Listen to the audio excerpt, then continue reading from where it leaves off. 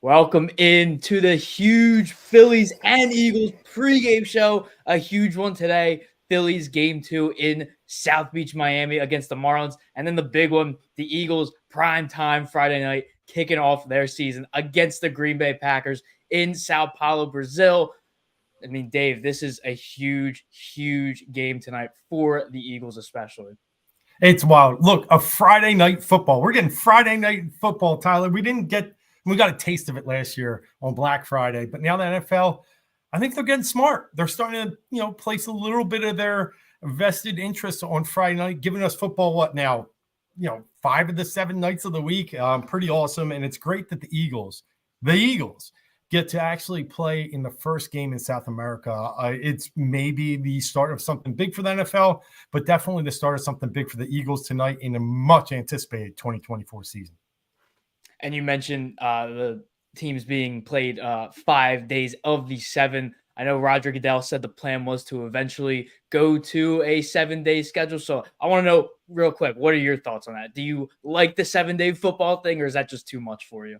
Nope, I'm okay. Listen, we only get football 3-4 quick months. I mean, then the playoffs. Where baseball, we're getting it every day for 6 straight, 7 straight months. So give it to me. I would pack it in. I'm good with it. My mind needs it. I mean, I'm looking for MAC action on Tuesday night in the college football. So yeah, I'm okay with it. I do think there are some logistics with it that'll be hard to manage, but in the end, if you give me football every night, I mean, how could you say no? I mean, the more the better. No one's going to complain for too much football, right? Right. But getting to the game, talking about the keys, I have the rush attack. You look at that game in 2022, it was a huge, dominant game for the Eagles' rush attack. They rushed for 369 yards against the Packers. So with the new addition of Saquon Barkley and then Kenny Gainwell and obviously Jalen Hurts, how do you foresee this Eagles rush attack going up against a pretty solid Green Bay Packers defense? Yeah, it is solid. But I do think that's the key to the game, right? What did we scream at the TV last year? We could not establish the run. And when we did, good things happened. DeAndre Swift, had a sneaky good year over 1,000 yards, but we just didn't commit to it enough. We were too vanilla. I think tonight being able to establish that will open up the play action game and obviously the RPO for Jalen and all his weapons he has outside of the tackles. So I'm with you. I think the run game, number one. And fact of the matter is, you brought Saquon Barkley here for what? To be a bell cow. You did not bring him in here to do what you did with Swift last year or some of the other guys the years before. It's his show. I expect 20-plus touches tonight. So I'm with you. Rush attack, establishing the run is huge, and vice versa. I think it's huge to stop it on the other side. The Eagles, listen, they stuffed the defensive backfield. They're really good players. I mean, yes, some are going to be young. We're going to have to see where Mitchell is, DeJean. You're getting Rodgers back from a full year of being suspended. So you have a lot of good defensive back pieces, but it's the run up front. If we can't establish pressure and we can't stop the run. So I think you're right on both ends. Running attack and running defense is so big tonight. Yeah, and you mentioned DeAndre Swift last year. I mean, the Eagles traded what, like a 4th-round pick for him, and he was a upcoming free agent, but you pay Saquon Barkley all of this money. You're not going to bring him in to just, like you said, be the bell cow. You're bringing him in to be that lead guy. Probably the best Eagles running back since LaShawn McCoy. But I am kind of concerned because you see what the Ravens did last night. They bring in Derrick Henry, obviously. They used him a decent amount in the beginning of the game, and then he kind of just disappeared towards the end. Really saw a lot more of Justice Hill. So I hope the Eagles don't have a pass first kind of mindset, because then they claim they want Jalen Hurts to run the ball less than he did last year. But that's what the Ravens also said. Mm-hmm. Very similar situations, very mobile quarterbacks, decent passers, bringing in an elite running back. And then last night you see Lamar Jackson ran the ball. Was their leading rusher. So I am a little bit concerned with that. If the Eagles want to go pass heavy tonight, I know how Nick Sirianni can get with that, but I know it is obviously a brand new offense. That's our next key. Some of the new pieces, you bring in Saquon Barkley, and then you trade for Jahan Dotson, and obviously Cam Jurgens is the new starting center. So how do you think this new offense is going to be with all the new pieces, plus Kellen Moore, who has had some of the best offenses in the league in recent years? Yeah, Kellen Moore. I mean, you look at it, he had a great couple years in Dallas last year, a little down with LA, but there was some stuff going on in LA which you can attribute to they did try and run the ball. If you go back and look at the numbers, they did. They ended up 28th in rushing, but when you just got, I don't know, I just don't feel like they had the offensive line nor the pieces. Here they do. You already mentioned Jurgens up front. I think that's a big transition, but he's had 2 years plus under Kelsey. That transition I think will be okay. Becton's coming in. You got another. You mentioned some pieces. Dotson's huge. I thought that was the biggest gap on this team coming out of training camp, was the number 3 wide receiver. So filling that was big. And I think the offense is going to look good, but I do have my concerns that, and it's both with Fangio and Moore, they don't play in the preseason. It's just a Sirianni principle. Kansas City does. Not a ton, but they play enough. And you could see a little bit of Worthy paying off for them last night because he got some reps with Patrick Mahomes. The Eagles don't. I do expect them to be a little slower tonight, but I think this offense is going to be very, very good coming up in the next few weeks. But tonight, maybe a few speed bumps. I agree with some of the concerns you have because obviously, like week 1, you haven't played since what, January? And the last game they played, they were obliterated in Tampa Bay. So it's not like a week 1 game where you're playing a team like the Commanders or the Giants, a team that's probably not going to be that good, so you can afford to get away with being bad. But I know me personally, along with a lot of other people, I'm very high on the Packers this year. I think they are going to be neck and neck with the Lions for the NFC North crown. So if the Eagles come out slow on offense, I'm very concerned with how the rest of the game is going to play out, especially with all the questions with the defense. And getting to the defense, they're dealing with a lot of defensive injuries. Devin White ruled out, and then Isaiah Rodgers, he is also out. So questions on who's going to be the starting cornerback, because Rodgers was going to be the other outside corner. So is it going to be Avonte Maddox? Is it going to be Cooper, or is it Quinyon Mitchell? But he's playing in the slot. So how do you see the Eagles adjusting with a couple of these starters being out for tonight? It's not going to be Bradbury, right? He's on the injured reserve. Good, good. Yeah. I just didn't want to see anything change, but yes. No, I think they're going to, geez. I mean, Cooper barely played in that week 3 of the training camp there in the preseason. I don't think he's ready for the prime time. I think there are some concerns. The Packers roll 4 at you. What I mean by 4 good wide receivers. There's no true number 1 on this team. You could say Jaden Reed, but I think it's Christian Watson when healthy, because he can really stretch the field with his speed. And then you look at, Dontavian Wicks had a huge year last year. Romeo Doubs had, I think, 8 touchdowns. He had a good target share as well, was big in the red zone. So it's going to be tricky for how the Eagles are able to kind of attack this Packers offense, because they can throw so many different looks at you. And Fangio is, he's different than what we had last year. There's no doubt about that. He's going to throw you some different looks, but that is a concern, having guys like you said, Devin. He practiced all preseason with the team pretty much as the number 1. So now you got Nakobe likely coming in. There's just continuity and rust. There are some concerns on defense as well. Yeah, the more I was very high, I'm like, oh yeah, the Eagles are going to come out swinging. But once these injuries started happening and dive more into the Packers, I'm very concerned. I do think it's going to be a close game no matter what. But man, my biggest question mark is what that offense is going to look, getting back to the brand new offense, just because of Jalen Hurts. I want to hear what you think. Was the offense last year, was that all on the coaching? Was it all on Jalen? Was it a little bit of both? Was it more to one side? I want to hear what you have to think about whose fault was it last year? I'm going to go 80-20 towards the coaching. I mean, there was just no motion, no looks. It was stagnant. You saw it. Like, he was a sitting duck. He had to call Wink Martindale, he being Jalen Hurts, after the season to say, Wink, what did you see in this offense? The fired defensive coordinator of the Giants, to try and get some tips and understand why they were attacking the Eagles certain ways. It was really an eye-opener for me, because I think the 20 part, Jalen did have some nagging injuries. He came in with a kind of bum knee. He wasn't himself running, and I think that did affect him. But overall, I'm going to go 80-20 with the coaching there. I don't think they put the players in the right position to succeed, and I don't think they really had a real good balance, nor did they attack teams. Like, they were dead ducks against Tampa. Dead. They were just throwing up long balls to Devontae.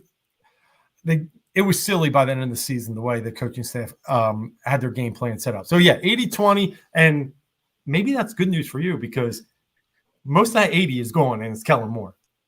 Yeah, and Kellen Moore, like we mentioned, he was with the Cowboys for a couple years, had one of the best offenses in the league with them. I feel like anytime when he was with the Cowboys that we would play with Amari Cooper would go for over 200 yards. So I think it's going to be a huge season for A.J. Brown because the wide receiver ones usually thrive under Kellen Moore. Saw him with the Chargers last year.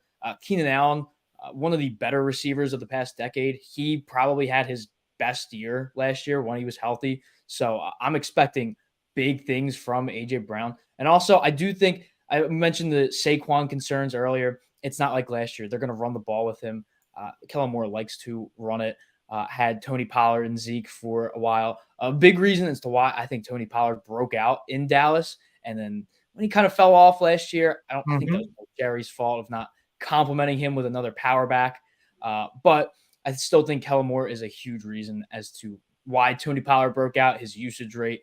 So I think that either Kenny Gainwell or Will Shipley is going to get a good amount of carries tonight. Not like a ton, but obviously if you want to keep Saquon kind of rested for the rest of the year, I don't think he's going to get more than 15. I think it's going to be similar to what Derrick Henry did last night. I think they'll use him more in the close, like third and fours, and then bring out probably Gainwell to start the year for like the third and 10s, something like that. So that's what I think for the offense. I do think it's going to be a big year for the offense. I am concerned about the defense as well. So you got any bet? I want to hear what are some of your key bets for the Birds tonight? So looking at it holistically, there's a few ways I think to attack this game. Brazil's got a different type of environment. I mean, yeah, it is hot up here in the Northeast, obviously, and it was for stretches during training camp, but it's hot down there. So to your point, I think games can be fast, but I think you're going to see a lot of people mixed in and out. And from that aspect, I do agree we're going to see Gainwell and Shipley. But when looking at betting wise, my guy, I mean, the guy that sat there and got 31% target shares last year, which was sixth best in NFL, is not A.J. Brown, it's Devontae Smith. I love A.J. like you. There is Jair Alexander on the side. There's some other, quality defensive backs, especially safeties. I think Devontae Smith can sneaky get there. His prop, I think right now was sitting at 61.5, very similar to A.J. Brown's. I'm going over Devontae Smith receiving yards tonight. I think Skinny Batman comes up big down in Brazil. I can definitely see that. I mean, you mentioned Jair Alexander, one of the best cornerbacks in the entire league. So, I mean, AJ's going to have a tough matchup, but I do like that Devontae Smith bet. Looking at all the anytime scores, there's two minus guys right now. Saquon is minus 115, and then Jalen Hurts is minus 110. I feel like Jalen Hurts is easy money. But looking at some of the guys at the bottom, I think Jaden Reed at plus 210 is a pretty good get, especially if they put a lot of attention on Christian Watson. I am a big Jaden Reed guy. His rise during the season last year helped a lot of my fantasy teams out. It was my wide receiver 3/flex. So and he's on my team again this year. So I'm not saying this just for fantasy purposes, but at plus 210, I do like Jaden Reed. An interesting thing here, the Eagles defense anytime score is plus 425. So that's a lot higher than I would think that would be. So you think there's going to be any like defensive touchdowns tonight? Well, I think the reason for that is Jordan Love's numbers at the end of the year. I think it was 18-1 down the stretch, 18 TDs to 1 interception. So he really protected the ball well. And that could be the big reason. I mean, I'm not sure. But, yeah, I'd stay off the defensive touchdowns for now. They come few and far between. But you're right. A juicy number at 425. I don't mind it. And then when I'm looking at Green Bay in total here, last year they ended up plus 2 overall, but only turned the ball over 22 times. So they were about middle of the pack. Yep. I mean, it's possible, but yeah, just based upon the way he likes to protect the ball, the way the Eagles played pass D last year, I'm going to stay away from that one. Yeah, I would definitely not. That's a bet you put maybe. Yeah, for fun. For fun. Yeah, it's like those fun bets. Adam's checking in. He's got AJ Brown and Barkley anytime touchdowns. On DraftKings, Barkley's minus 150 and AJ's plus 125. So could see those happening, especially AJ. I mean, you double team him, he still catches it. But it is Jair Alexander, so a definitely tougher task for him. Looking back at the more recent games the Eagles played against the Packers, that 2020 game when the Packers kind of blew out the Eagles, that's the game where Jalen Hurts came in for the first time. Had that end zone pass. Was that the Greg Ward? That Yes. yes. Yes. Yes. I remember I was at a hockey game and I pulled out my phone after. I was like, "Oh man, Hurts is in," and then they're like, "He's going to start next week." So that was the beginning of the Jalen Hurts era, and now you get to kick off this season, maybe a Super Bowl year against the team in which he not his first start because that was against the Saints, but first time he really came in and finished the game. Yeah, interesting. Great note there. It was the end of the Carson Wentz era too, which was it happened way too abrupt almost. We knew that they needed to give Hurts a look. He was a second round pick, but we didn't know that they were going to totally just go to Hurts going forward. I think Carson did some of that himself, obviously. But yeah, the next week with New Orleans, you saw the dual threat, capability of a guy like Hurts, and the story's told. But yeah, the Eagles have also had a few other games against the Packers in recent memory. I think we remember one, what was it, 2 years ago when Aaron Rodgers, he left the game. Yeah, here we go. And the key, because I love what you said with that was the coming out of Jalen Hurts. This was the coming out of Jordan Love. He came in for about, what do you want to say, 3-4 series there? Well, no, I think he finished out the game in the second half. They couldn't stop him. He was thrown everywhere. I forget the exact stats, but he shred us. And then Rodgers came back in for the rest of the season. But at that point, Green Bay knew Jordan Love was going to be their guy in 2023. So 2 games tell a story about both Hurts and Love. Yeah, he came into that game. He was 6 for 9, 113 yards with a touchdown, a 146.8 QB rating. So Jordan Love and Jalen Hurts kind of having their starts against the Eagles. So kind of cool to see them opening the season going against each other. Do you think that Jordan Love is going to be an MVP candidate this year? I do see a lot of people hopping on that train. I don't know what the exact odds are right now, but have heard a lot of chatter of people saying that he is going to be at least in contention for the MVP this year. Oh, yeah. I mean, Tony will tell you right away. I was huge on Jordan Love last year, and I think the sky's the limit for the kid. Sometimes you're put in these situations where you're meant to be. And it feels like Jordan Love was meant to be a Green Bay Packer. They, from Favre to Rodgers, now Love. I mean, they have just an abundance of, good things happening there at the quarterback position, only needing 3 over the course of 3 decades now.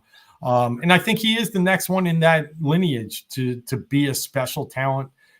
MVP, he can get there. It's going to take a couple things, right? It's going to take them winning the division over Detroit and Chicago. It's going to take them probably, he was second in touchdowns, I think, last year. He's going to have to be up there in the top 2. He's going to have to throw over 4,000 yards. I think all 3 of those are attainable. So absolutely, he is an MVP candidate. And you look at like Lamar Jackson won it last year. He didn't even throw over 4,000 yards or over 30 touchdowns. So the bar was very low for MVP candidates right now. I think last year was the year it cemented itself as a quarterback award, because if they can give it to someone that wasn't a quarterback last year, they're not going to give it to someone that isn't a quarterback.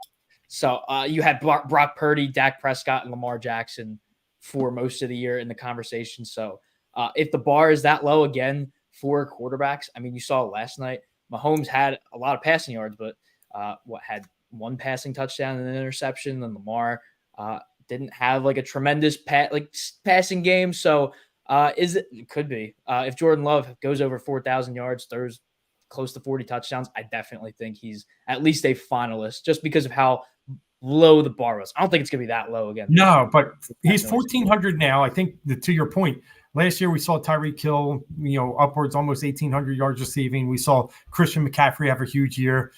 It's going to take a miracle for it to come out of a different position than the quarterback. It's going to take a 2,000-yard receiving season, something crazy, right? 2,000-yard rushing season. And I think those types of years, maybe receiving, we'll see, but rushing, that could be long gone the way running backs are used anymore. So, yeah, I'm with you. He's the 6th favorite at 1,400. Jalen Hurts 5th at 1,200. I think both have really good value. And speaking of that 5th guy, I actually predicted Jalen Hurts to win the MVP this year. I think he's going to thrive under Kellen Moore.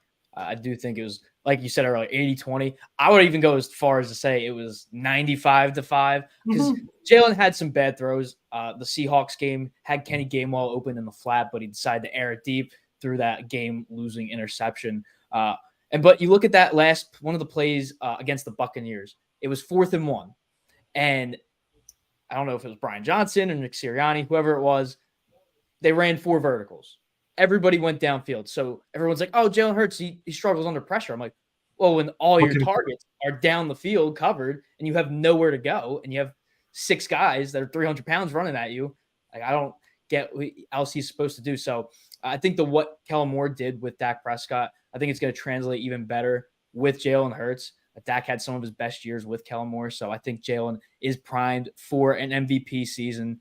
So I think it starts tonight. I do think he's going to have at least 1 rushing touchdown. And I could see him having at least 2 passing touchdowns as well. I love it. I mean, you think about it, and very heavy fantasy football player here. I'm sure most of you and that are listening are as well. Who's the first quarterback taken off the board in most drafts? It's Jalen Hurts. I mean, him, Allen, or Mahomes. I mean, that's not because he's only going to put up 22 touchdowns and 2,500 yards. It's because he's going to have an enormous year.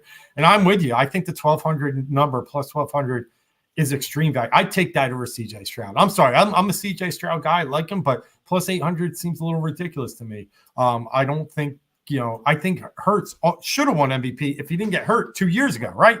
I mean, if he plays the full 17 games, he's MVP. No doubt about it. And he was MVP of that Super Bowl, I'll say, too. So we're a year removed of greatness. We can't forget that. And that's what happened to Lamar Jackson, by the way. He won MVP, I think, back in, what was it, 19 or so? Yeah. And then he had a couple of years here there, but we couldn't forget his greatness, and he came back and was great again last year. I think Jalen Hurts, I think he's going to have an enormous year.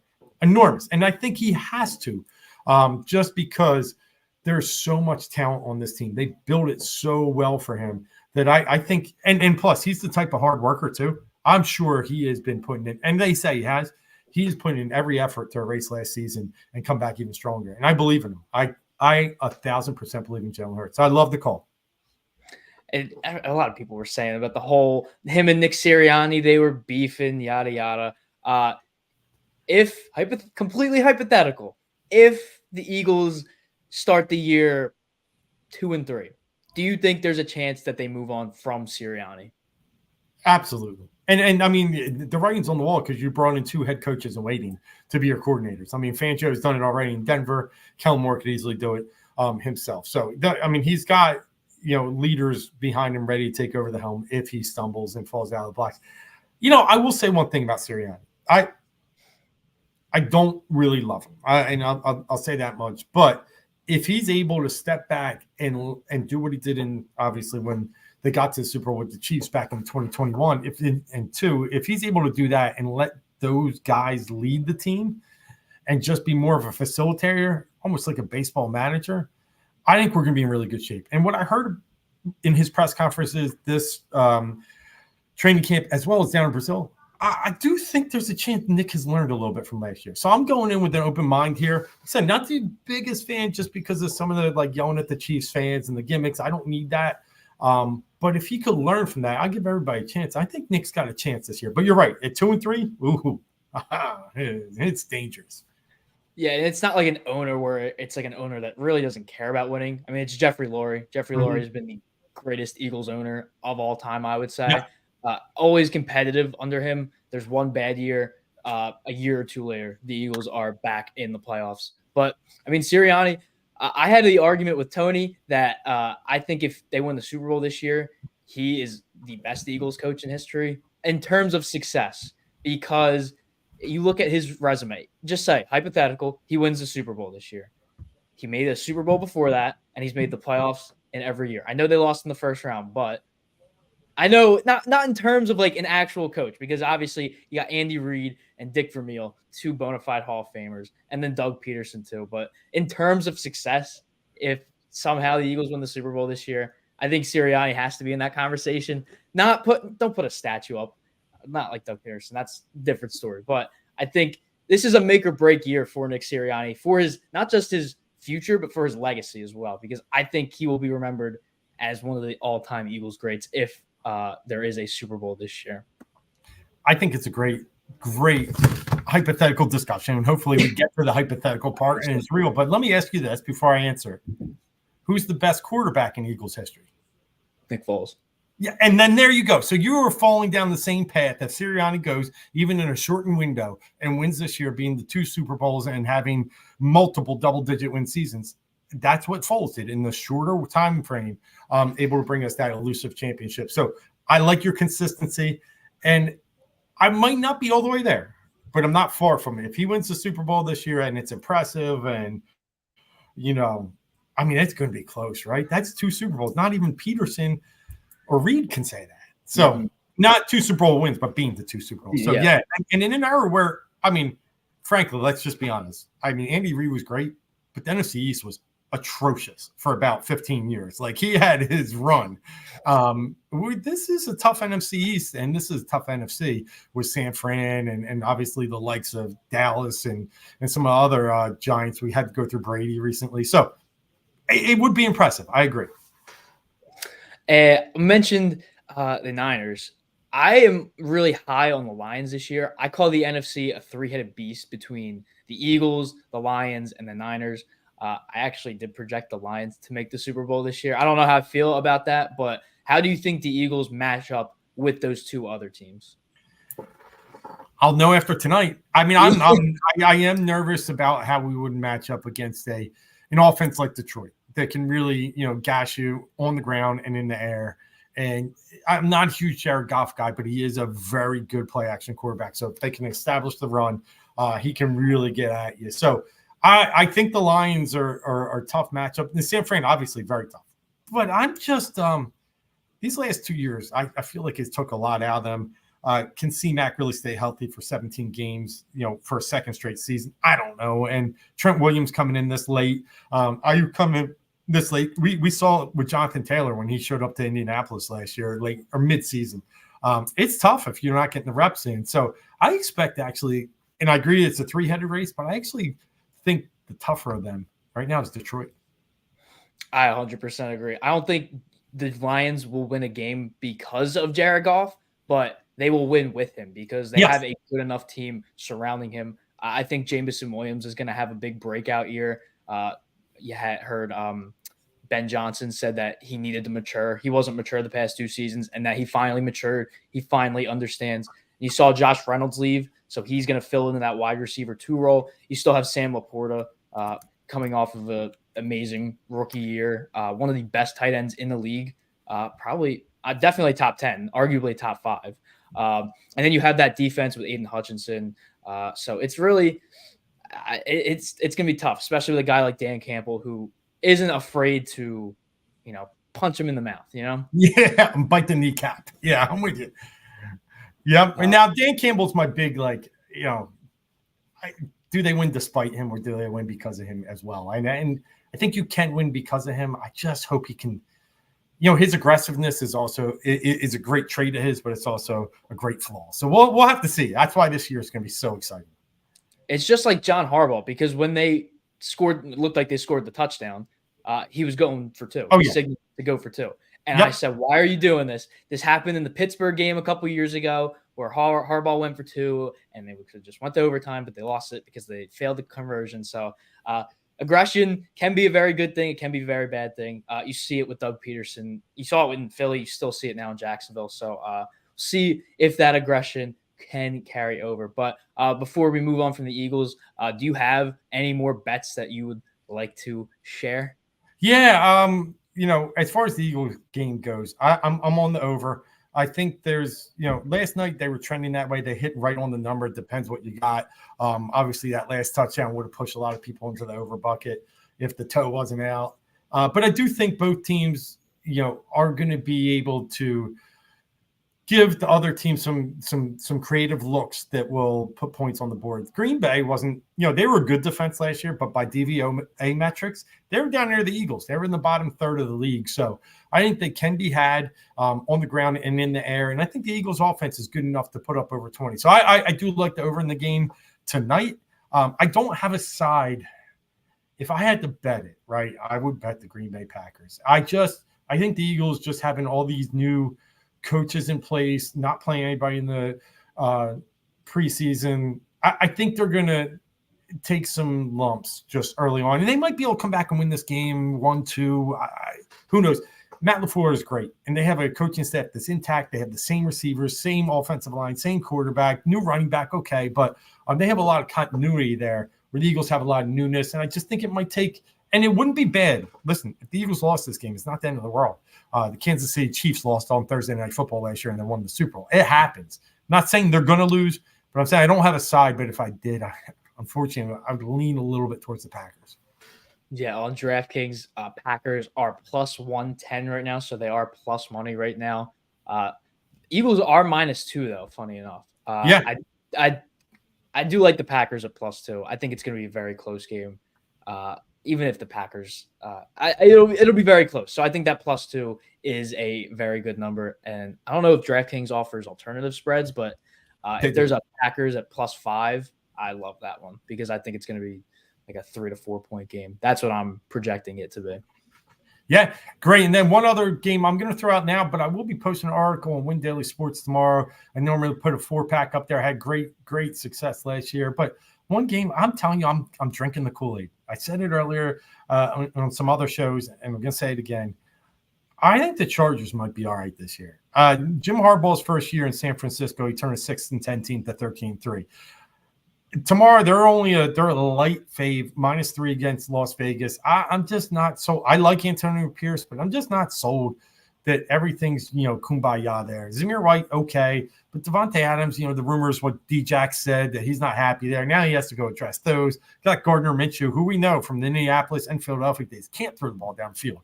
He can manage games, but he's going to make a bonehead play at some point. I think Harbaugh gets the best of Herbert, and I think he finds ways to use the Gus Bus, J.K. Dobbins, and even maybe Kidami Vidal and some other good pieces there to control the line of scrimmage. Remember, they picked Joe Alt in the first round.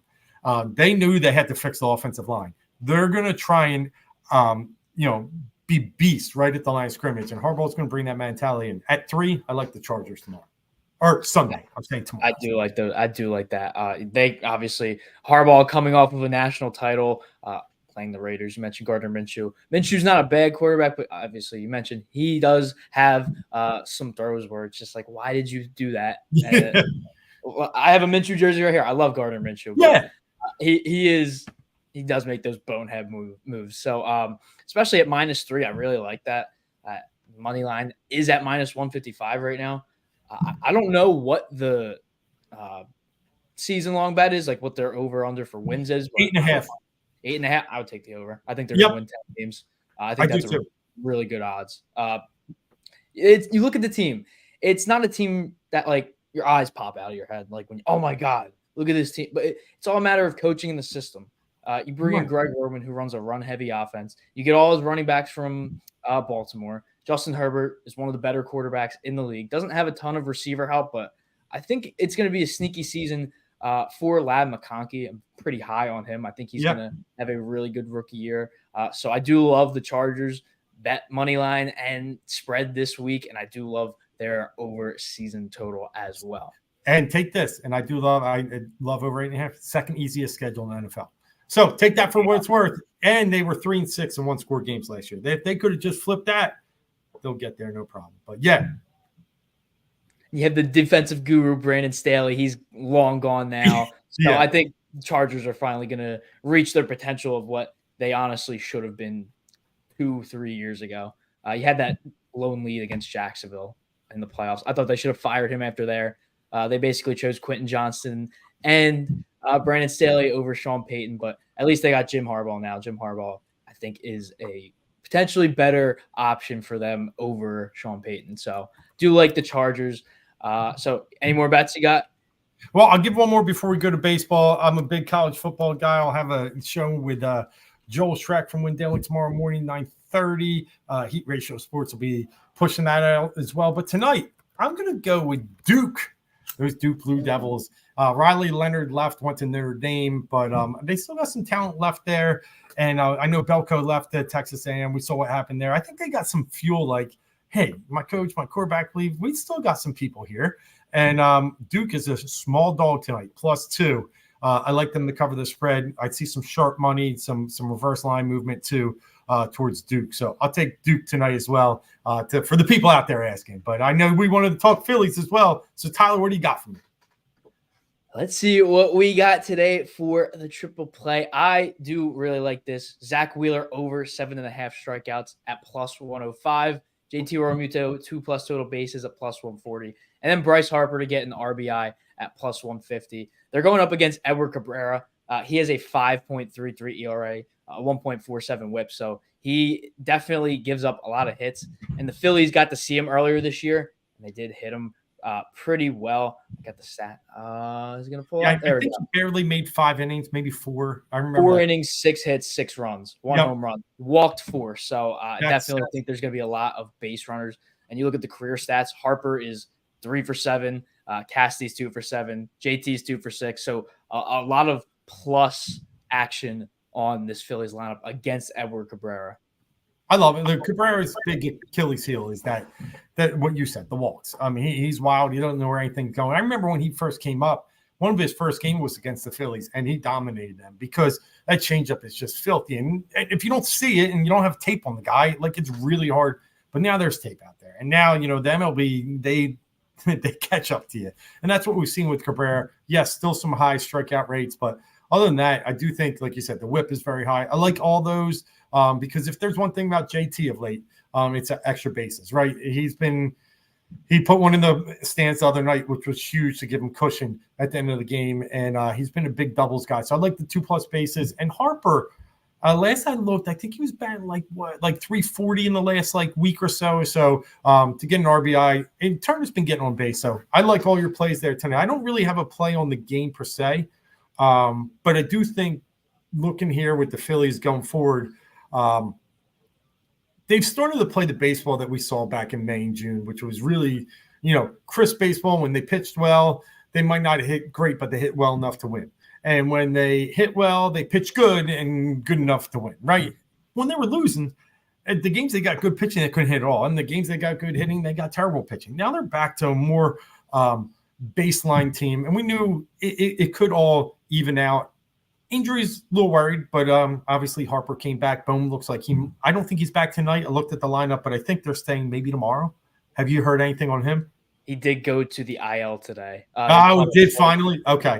Yeah, I think it was. I feel like it was retro to 10 days. Second. Okay. Yep. I'm seeing it now. Yeah. So Buddy Kennedy's going to fill that void. Obviously, I don't think he's going to play that much. I think it's going to be Clemens and Sosa. And Clemens has looked really great since being called back up. Especially you have 2 guys like him and Sosa. They're your bench guys. So I don't think this is – I mean, it's a huge loss. Obviously, he's the best contact hitter on the team. But I do think that Clemens and Sosa are going to fill in that role really, really well. Because, I mean, Clemens predicted the home run the other night at plus 850. That was kind of crazy. So, Alec Bohm, unfortunate. Rob Thompson made it seem like he was going to come back in a few days, but they said that swelling was a lot worse than it actually was. So I thought he was – because I was watching it with my brother. My brother was an athletic trainer, and he swung it because he swung the bat, and he was like – I'm like, oh, he can't break his hand off that. He's like, yeah, he can. Yeah. So and Harper did it. Harper did the next night, so he got a little worried, and then he gets hit by the pitch in the left elbow, and what? But at least he played. And as much as injuries, are concerning. I mean, the health is getting better. Obviously, we've got Ranger back in, but Alvarado at least pitching the other night was nice to see. And he pitched well enough, a shutout inning. So all's well, like you said. If you can get some guys like Cody Clemens, can fill you in for a week, 2, up to a month. So as long as it's just a short stint, I got no worries. And the schedule is favorable right now with Miami, obviously, and then Tampa coming in. So it's the scary part behind that, where you get the Mets, I think, for 7 out of the next 10 games, and they're playing really well. Yeah, and a lot of people are saying that Francisco Lindor is the NL MVP. I wholeheartedly disagree. Yeah. That's just BS, honestly. It's Shohei Ohtani. It's not even close. He's going to have a 40 or 50-50 season potentially for a DH, which is insane. 50 home runs, 50 stolen bases. Never been done before, especially by a DH, a guy that only hits. So Lindor has good numbers, but the notion that MVPs are won in the second half is true to an extent. You have to have a good enough first half, and I don't think he had a good enough first half because he's only batting 267 or in the 260s, 270s right now. Yeah, I don't think he's really a serious MVP candidate. I would even possibly take Kyle Schwarber over him, to be honest. A little bit, maybe a hot take there, but I to be honest, I'd take Marcell Ozuna over him. Marcell, yeah. He's got a chance. I mean, he's not going to beat Ohtani, obviously, for the home runs, but he's got a chance for a batting title. He's a couple points behind the Rays right now. So Ozuna's had just a tremendous year, and his WAR is 4.3. When I look at a guy, I got to dig real deep. Lindor's WAR is 6, but he's really good defensively. Yeah, that's really where the difference is. But I'm with you. I don't think Lindor for MVP. It's fun, and I get it. And the Mets are really piping in. It's a big city, and I'm cool with it. But it's Ohtani. This is just we never saw 43-43, and we could possibly see 50-50, like you said. Which is absolutely insane. And going back to that Philly schedule, so they got the Marlins and then the Rays, 2 Met teams, and then you have 3 against the Mets, 3 in Milwaukee, 4 at the Mets, and then you play the Cubs, who have been heating up, and you finish the season off against the Nationals. So this is why it's better for the Phillies to start winning now, because especially with the Braves starting to lose again and the Mets starting to heat up, so you can finally gain some ground. But I mean, the divisional race is kind of, I wouldn't say it's over yet, but I think it's almost there. I think if they win the next couple games, especially if they sweep the Rays, I think that's when it's good. But you got the Mets series, 7 games against the Mets. So that, especially in New York too, that's kind of concerning, especially in Milwaukee too, because Milwaukee has been very good this year. Their pitching has been phenomenal, and I've seen a lot of people say that pitching is going to carry them to a potential World Series. So tough matchups coming up for the Phillies. Yeah, but I love it because the fact of the matter is you want to play good baseball and you want to play hard teams as you get to the playoffs, because if you get a bye, you have that week off, it's 5 days, really 6 days. So I'm glad they're playing some competitive teams and games going down the stretch here. Milwaukee, the key will be win 1 game. We swept them here we have the tiebreaker over the Dodgers. I want that tiebreaker over the Brewers just in case anything happens near the end to get us one of those buys. I don't care if it's 1 or 2. It really doesn't matter to me. I just need games here in Philadelphia, in that wild park where we have the best record in baseball, home record. So, as long as we can get, people are scared of the buy. I'm not. I think we need it, and I think it'll be a great reward for a great season. So I'm with you. Really tough games, but I'm happy because I think it's going to test the Phillies down the stretch the way they need to be tested. They won't get complacent. And you saw they were losing a lot to the Nationals and the Marlins when they were in that slump. And then they come back. They beat the Royals in the series. They beat the Astros in the series. They beat the Braves in the series. Right. So now they're starting to finally beat the good teams too. It's not just the bad teams. So like you said, playing those good teams, you want to be the best, because to say that you're the best, you got to beat the best. So you beat all the other best teams. It's just furthermore, the Phillies have an easy schedule. Well, they beat the Braves. They beat the Royals. They beat the Astros. So if they win all those series somehow, I don't see how people can say that the Phillies aren't the best team in the league going in the playoffs. But I agree with you. I'm not afraid of the bye. The last couple of years, the Phillies have died down the later they've gotten into the playoffs. They're red hot against the Marlins, and they're red hot against the Braves, and then they kind of fall off a cliff midway through that Diamondbacks year. So I think the bye's kind of going to help, because I feel like they have not like a window, but like they have like a window. I really don't know what we can say, because that's how they have been in the playoffs for the past 2 years. And to me, the difference is Citizens Bank Park. I mean, you're going to get 2 games to start there in a series. Like, you saw what happened, even though they fell apart at the end versus Diamondbacks, those first 2 games were no contest. They were up 2-0. Like, it's just an environment that, I think they've seen what has happened the past 2 years, and they're not going to take this one for granted. Baseball's too long, too much of a grind, 162 games. They know what they are, and I think they're going to take this really seriously. And getting that bye, I think, is great for them. Where for other teams, when you don't have home field advantage very well, Atlanta, it can be a troublesome factor. Yeah, I 100% agree with you. But I'm going to wrap up here. What's your final score prediction? We'll do both games. So start off with the Phillies, since not many people are probably going to be watching that game. So what's your score prediction for that game? Oh, man, my man, David Roska. It's been a while checking it. If you weren't here earlier, I'm all in on the Chargers. All in, over 8.5, all in, -3 on Sunday. And I do think the Rams have a very good fighting shot at Detroit. The Rams are good. They're very good. The key is the arm of Matt Stafford and health. But yeah, I'm going to go on record. I did like the over tonight. I'm going to go Eagles 28, Packers 27. And then what's the second one? The Phillies? Yep. 5-1. I think, the offense could even get a little more off Cabrera, but he's wild and then gets Ks. But I like 5-1. I like Wheeler to be his dominant self. Listen, I said it a few weeks ago, plus 450 Cy Young odds. I still think he's worth that. He's got a lot of advanced metrics over Sale, and Sale kind of finished his season's not as great. He's got tougher matchups. He just had Colorado. Stop. Now he's got some tough ones coming up. If you could see him trip up a little bit, I think Wheeler can get that Cy Young this year. Because the AL Cy Young is pretty much wrapped up with Tariq Skubal. He's most likely going to be the guy there. I think he was over 4,000 last time I checked. But in the NL, it's close as ever. Like you said, Wheeler's plus 450? Yep. Yeah. So it's very close in the race. I think a big game here tonight that sets the tone for the rest of the month. Because Sale's older too. So you wonder, he's been struggling with injuries. Is he going to fall apart? If Wheeler has a shutout performance tonight, gets the over on the strikeouts, gets about 8 to 9. I really think that Wheeler probably becomes close to the favorite. Mm-hmm. Honestly, I really do. I think he redeems himself from, 2022, 2021? Yeah, the Burns year. Jordan Burns. Yeah. I thought Wheeler should have won it that year too. Non-biasedly, but I think he should have won. But score predictions, I'm going to say Eagles 27, Packers 24. And then Phillies game, I'll go 7-1 Phillies. I think it's going to be blowout. I think Marlins might get a home run off of Jose Ruiz in the 9th inning, something like that. Yeah. I don't think it's going to be particularly close. It's Zach Wheeler on the mound. If it was someone like Tyler Phillips or a Seth Johnson, someone you don't know what you're going to get from him, it's Zach Wheeler. It's Edward Cabrera. He hasn't been the greatest this year, so do think Phillies are going to take that. Not even close, but Eagles-Packers is going to be really close. I do think you're going to see balling out between both quarterbacks. So projecting a big game for potentially 2 MVP seasons from both of these guys tonight.